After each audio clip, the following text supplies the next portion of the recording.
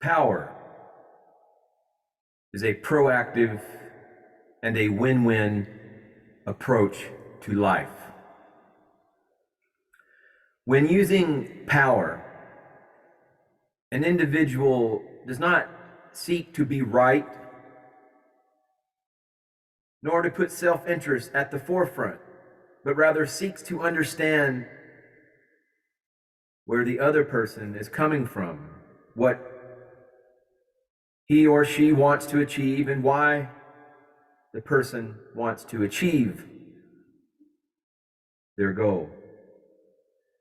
Power is balance, harmony, love, forgiving, understanding, acceptance, and impartiality. An individual using power is a non-judgmental person, detached and secured from inside out. Buddhism comes very close to this philosophy of life. Buddhism, in truth, is a belief system of power. Now, juxtaposed with power is force.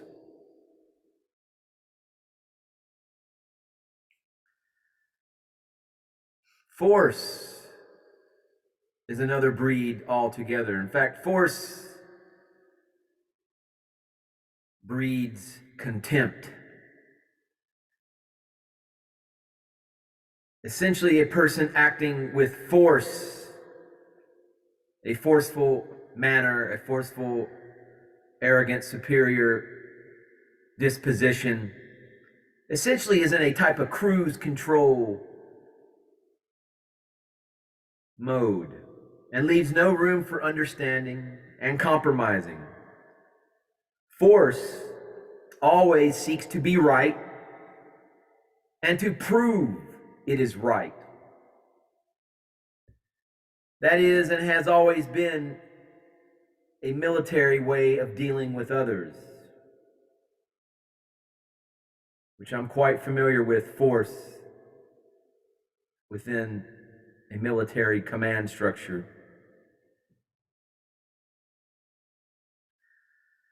The desire to control and dominate those who are not like us, who do not believe like us, who are weaker than us, essentially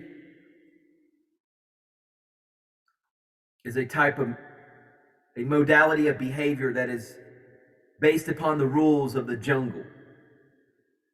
Our entire legal system is constructed around the use of force.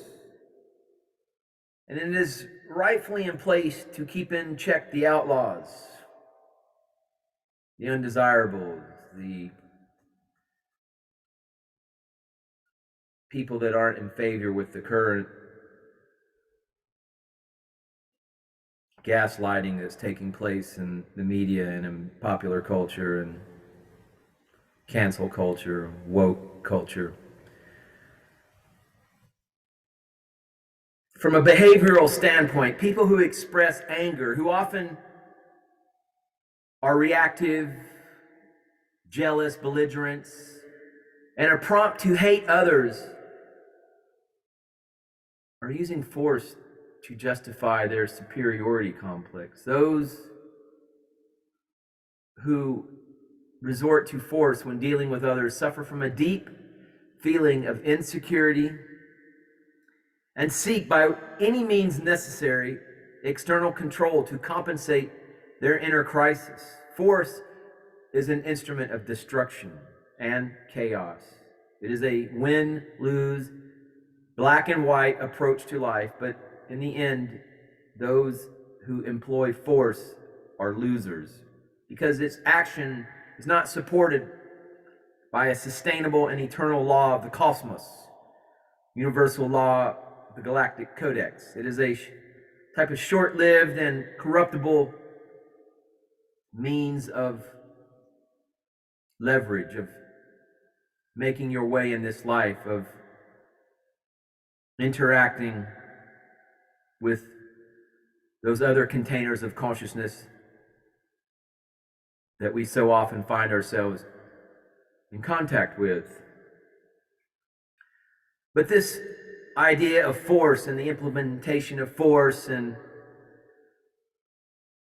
it's why these ancient great empires failed, essentially. The Roman Empire,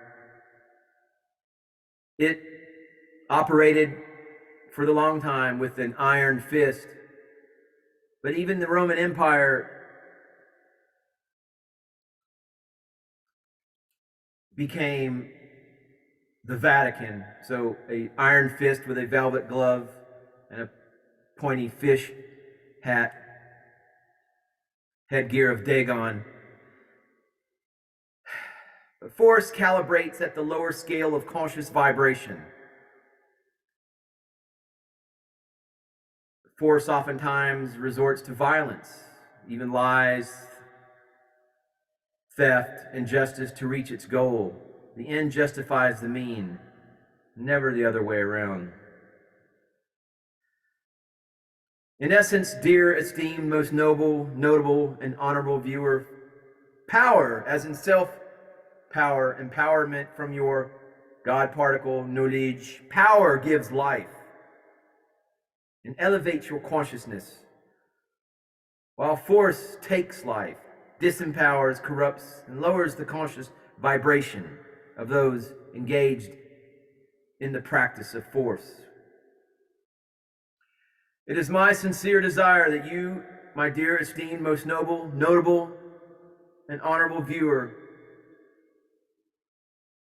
that I serve you with this knowledge, that you grow personally and spiritually as you navigate between power and force in your own life.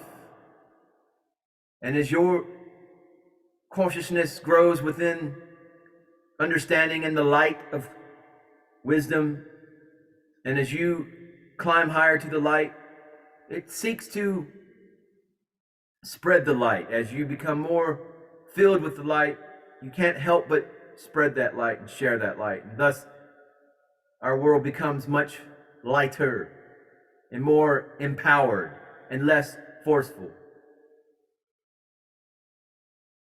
And what a grand golden day it is. Namaste. Namaskaram.